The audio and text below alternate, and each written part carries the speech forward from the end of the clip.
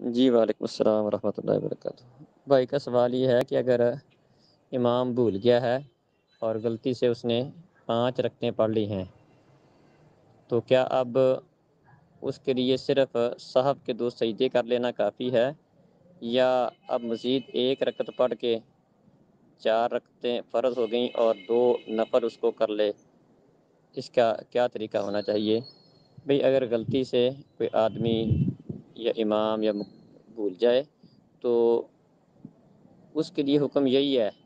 کہ جو اس کو صحیح اور یقینی بات معلوم ہوتی ہے اس کے حساب سے اپنا معاملہ کرے گا اور آخر میں سہو کے 2 سجدے کر لے گا۔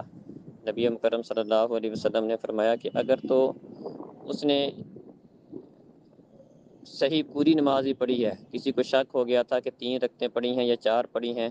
تو اس کو یقینی بات اس کے لیے یہ تھی کہ اس نے 3 پڑھی ہیں، اس کے حساب سے اس نے اپنی نماز پوری کی ہے اور واقعتاً اس نے وہ 3 ہی پڑھی تھی اور 1 رکعت مزید پڑھ کے اس کی 4 ہی ہوئی ہیں، اس کے لیے حکم یہ ہے کہ سہو کے 2 سجدے کر لے، اور یہ سہو کے 2 سجدے فرمایا کہ شیطان کو ذلیل کرنے کے لیے ہوں گے۔ اور اگر معاملہ اس کے برعکس تھا کہ اس کو شک تھا کہ 3 پڑھی ہیں یا 4 پڑھی ہیں، لیکن اس نے 4 پڑھی تھیں اور مزید ایک 3 سمجھتے ہوئے اس نے مزید ایک اور پڑھ لی ہے، اب رکھتے ہیں تو اس کی 5 ہو گئی ہیں۔ فرمایا کہ جو آخر میں سہو کے 2 سجدے ہیں اس کو اللہ تعالیٰ 1 رکعت کے قائم مقام کر کے 4 اس کے فرض ہو جائیں گے، اور یہ 2 اس کی گویا کے رکعتیں ہو جائیں گی، 1 رکعت وہ جو اس نے زائد پڑھی ہے وہ ہو جائے گی، اور 2 سجدے اس کو بھی اللہ تعالیٰ